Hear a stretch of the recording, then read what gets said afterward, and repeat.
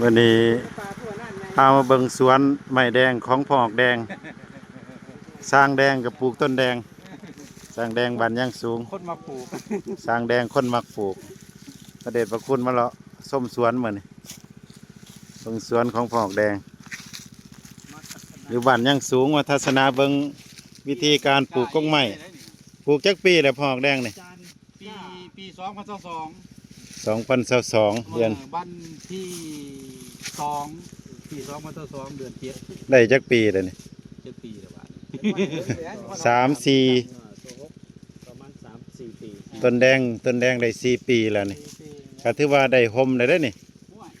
มาเบิ่งว่าสิไปปรับปรุงใส่กับสำนักสงฆ์จังได๋นี่สิปลูกต้นแดงแก้มน่ะใส่ไม้แต่คาอ้อมเลยลงไม้แต่คาปลูกคักเนาะถือว่า2 ผักพังเลยได้นี่ต้นไม้อ้อมเลยนี่ดอกกระเจียวก็มีได้หญ้าดิพอออกแดงคนมักปลูกบันย่างสูงเด้อนี่ดอกกระเจียวมาแต่เพิ่นมักปลูกต้นไม้ทุกชนิดโดยเฉพาะไม้แดงเพราะว่าเป็นซื้อคือกันกับเพิ่นบ่แม่นเคยแล้วนี่นะวาง2-3 ปีหลังไม้แดงประมาณ1,000 เบี้ยน่ะเป็นยางต่ำน่ะระบุมน่ะมานี่ครูบาอาจารย์มานั่นมันถามเอาแต่นั้นถามเอาแต่เบี้ยไม่ยางมันเบิดที่บ้านนี่จังว่าน่ะไปเอาในมันในไล่ในมันมามันนับเบิ่งผู้ที่3,000 กว่าในแต่ว่าข่อยมาเฮ็ดผิดพลาดข่อยมากะใส่ดินขี้ทรายมันก็เลยบ่เกิดเชื้อโรคข้อเน่าตัวนี้เน่าตัวนี้แหละแต่มันเหลือประมาณ1,000 ต้นจังมาลงในนี่นะ1,000 ต้นบ่นี่รวมทั้งเบิดทั้งสวนนั่นสวนนี่เป็น1,000 ต้นเฉพาะไม้แดงนะเฉพาะไม้แดงไม้แนวอื่นบ่ได้ปลูกว่าซะไม้แนวอื่นก็มีแต่เน้นไม้แดงเนาะก็ออกแดงเน้นไม้แดงมาเบิ่งสวนคนมักปลูกวันนี้ประจำบ้านย่างสูงมีทุกชนิดเพิ่นว่ากกมะพร้าวกับประมาณ1,000 ต้นบ่ ฮอดว่า1,000 ต้นมะพร้าวเด็กสวนมันเฮีย100 ต้นเนาะประมาณ100 ต้น100 ปลายนะกกแดงนี่ประมาณ1,000บ่1,000 กว่าต้นสวนไม้แดงมันย่างสูง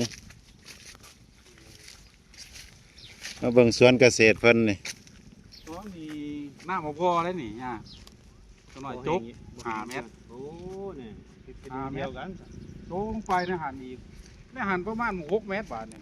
จะผงเนี่ยแล้วน้ำมันขึ้นมาใหม่เอาหนึ่งคือบ่อน้อยู่ซ้ำนี่ได้นี่ย่าำบ่อน้ำตลอดปีเลยบ่นี่มันออกบ่ตลอดปีเลยบ่นี่แต่ว่าซ้ำนี่ถ้าบ่จูบมันก็ออกเป็นน้ำสางนะเป็นน้ำสางนะอย่างของคักเพราะว่าเขาถึงบัดนี้แน่หูมันก็เอาทอลงไปกวมเนี่ยทอกวมเนี่ย3 ทอ 4 ทอมันก็ล้นทอขึ้นมาระบบเกษตรเพิ่นบ่เห็นนี่ลงไปผู้ที่เพียงนี่เขาง่อยในปากทอนะนี่ปลาแม่แดงนี่สามารถเป็นเจ้าของสวนเห็ดได้ด้วยตนเองเพิ่นว่าได้เก็บจักเทื่อเลยเห็ดนี่พ่อแดงยังบ่ทันออกเลยย่าเอ้ยเอาไว้กินระยะยาวเนาะจังว่าจักยามเลยบ่สิออกมีทั้งเห็ดละโงกเห็ดอันนั้นบ่เฮ็ดลูกโง่เฮ็ดสั่งเสื้อมันมาบ่อันนั้นนี่แหละเอาเสื้อน้ำดูแน่เด้อก็เอาหลอกเขามันมาพังเหียนนี่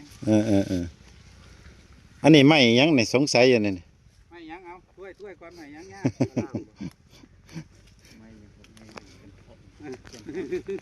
แต่ว่าเห็นอยู่วัดป่าไม่พันศาสตร์บ่ไม่ยังเลาะไม่ทอนโมเมนต์มาซาทอนได้ไม่ทอนซาทอนต่างหากไม่ทอนยังไงไว้แต่ว่าเขาปลูกน้ำล้างในปลูกที่ใกล้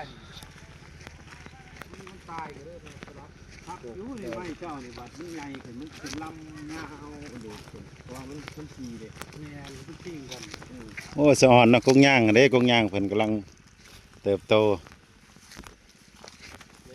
เป็นเงาคัก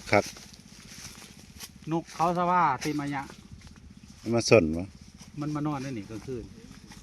เขาอยากไม่ยิ่งเปิดบ่ให้มากบ่ได้แล้วป่ะเขาบ่ได้คัก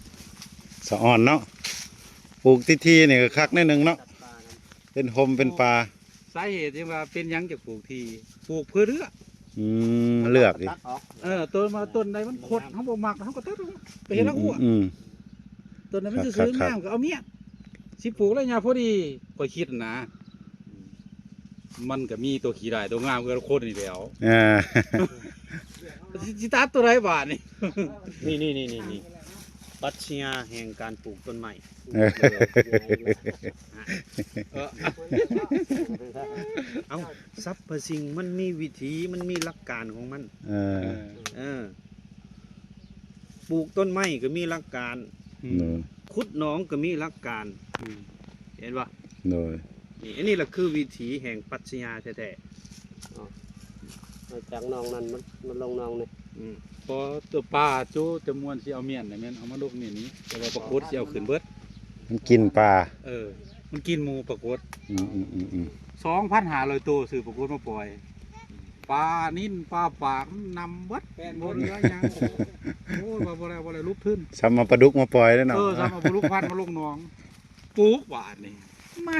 ยำไปแถวนี้เลยวะ เออ แล้วว่าปีนี้นะ เกษตรพอเพียง อันนั้นเนี่ยกล้าเบี้ยย่างนี่เบี้ย 3 สอบผมได้เอามาน่ะ โอ้ยสร้างได้เท่าไรก็เอา เก็บอยู่ในวัดนั่นแหละ3 สอบต้นบวชนั่นแห ผู้ ละ บ้ากล้าได้ประมาณเกือบ 2,000น่ะบ่ยักเนี่ย บ่ เออ ปกติเซ2 สอบเซแล้วก็ เพราะว่า เอามาเดียวเนี่ยมัน มีแต่ต้นมะเขียบเนาะมีแต่ต้นมะเขียบเนาะนี่เนาะ เด้นี่เริ่มเป็นผม แม่นแหละ ครับ ให้อาหารให้จิตวิญญาณแก่มวลหมู่มนุษย์นี่คือป่าดงพงไพร โดย นี่ว่าย่า ฮะ คิดว่าอีก10 ปีเมื่อหน้า นั่น แถวนี้คือสิเบิดแต่ต้นใหม่ น่า สิเหลือแต่ต้น สิมาสนนี่แหละ ให้ชีวิตนั่นไรออกซิเจนบ่ได้ซื้อจักกีบ นี่ให้ความสุ่มเย็นแก่โลกเดี๋ยวนี้โลกมันร้อนแห้งแท้ๆมีแต่คนตัดไม้ทำลายป่า ส่วนใหญ่ นี่นะ คนที่จะปลูกป่าน่ะบ่ได้ คิดว่าเมื่อหน้า